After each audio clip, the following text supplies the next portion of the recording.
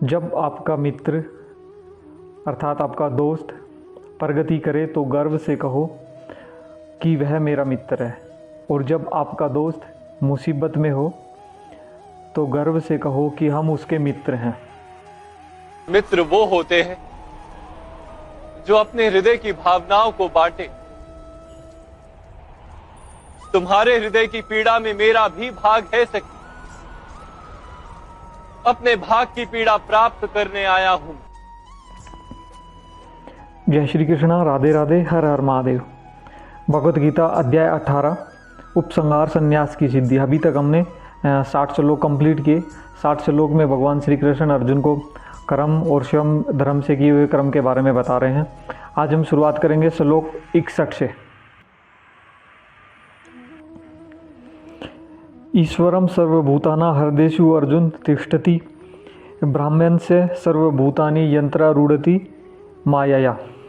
कि हे अर्जुन, परमेश्वर प्रत्येक जीव के हृदय में स्थित है और भौतिक शक्ति से निर्मित यंत्र में सवार की भांति बैठे समस्त जीवों को अपनी माया से घुमा रहे हैं। अर्थात घुमा रहे मतलब भ्रमित कर रहे हैं।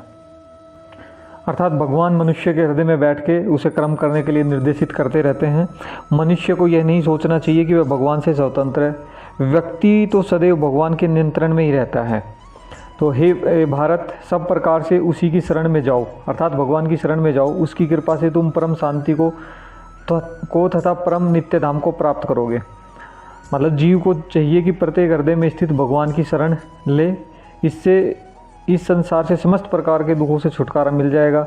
ऐसी शरण पाने के से मनुष्य न केवल इस जीवन के सारे कष्टों से छुटकारा पा सकेगा, अपितु अंत में वह परमेश्वर के पास पहुंच जाएगा। भगवान कहते हैं कि इस प्रकार मैंने तुम्हें 72 ज्ञान बतला दिया। तुम इस पर पूरी तरह से मनन करो और तब जो चाहो सो करो। मतलब कि मैंने जो ज्ञान बताया उस पर मनन करने के बाद तुम्हारा जो मन करे, जो सही है वो निर्णय लो। अर्थात भगवान अर्जुन के निर्णय में हस्तक्षेप नहीं करेंगे।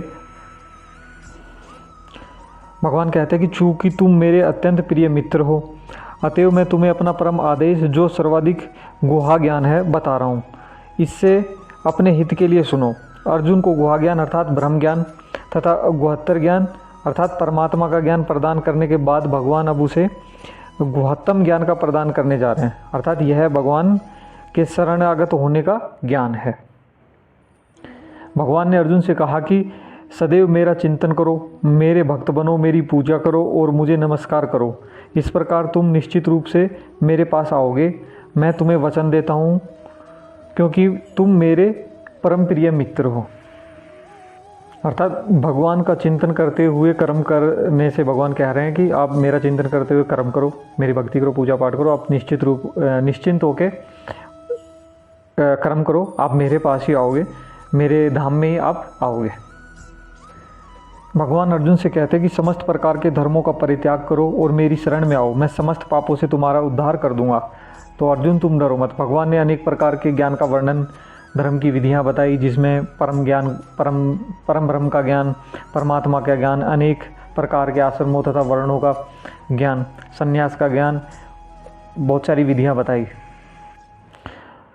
इंद्रिय तथा मन का संयम, ध्यान आदि का ज्ञान भगवान ने अर्जुन को बताया। और भगवान कहते हैं कि अभी तक बताई कि सारी विधियों का तुम त्याग करो और मेरी शरण में आओ।